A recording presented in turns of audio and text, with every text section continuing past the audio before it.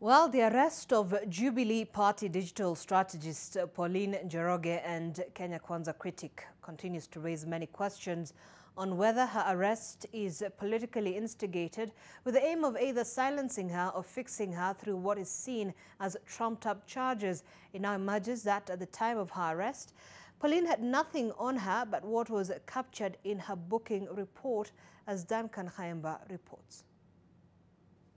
For several months now, controversial digital strategist and blogger Pauline Njoroge has emerged as a harsh critic of the 11th-month-old Kenya Kwanza administration. And her arrest in Watamu has seen social media erupt with all manner of reaction, majority coming to her defense, claiming she has been framed. It turns out Njoroge could have been set up by authorities, or was she? She was arrested by detectives from the Directorate of Criminal Investigations who were on her trail in Watamu, where she had retreated for holiday.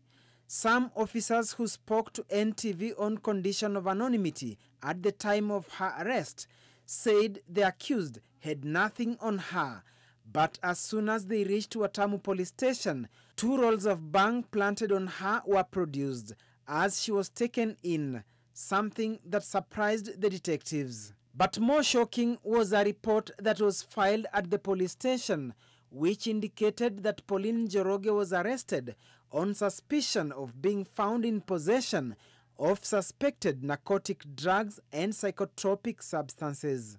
A psychotropic substance is a drug that affects how the brain works and causes changes in mood, awareness, thoughts, feelings, or behavior.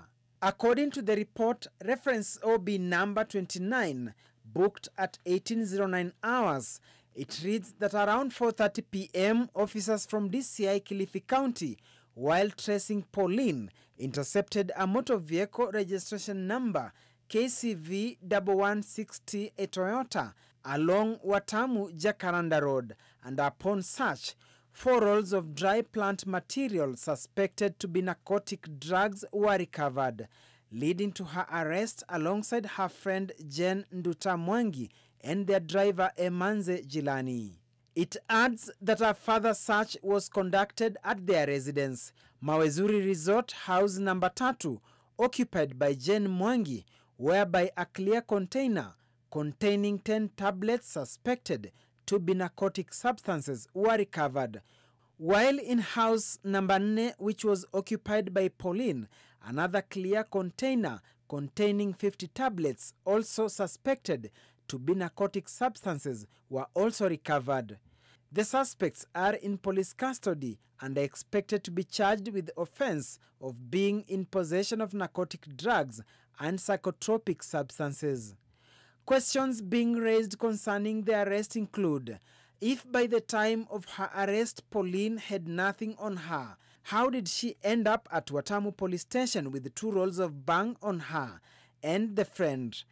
Also, if indeed they had the alleged rolls of bang on them, what warranted their being taken to their hotel rooms for search, yielding the alleged tablets?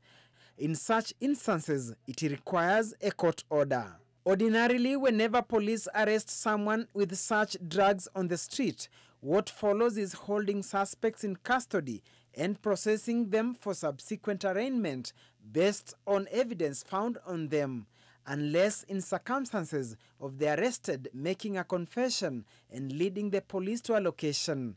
However, for Pauline, things seem to have changed. Prior to her arrest, the lethal blogger had taken to her social media platforms calling out the government over the ongoing full-blown police brutality and violence on Azimio la Umoja supporters who have been participating in the concluded 3-day protests called by opposition resisting the implementation of Finance Act.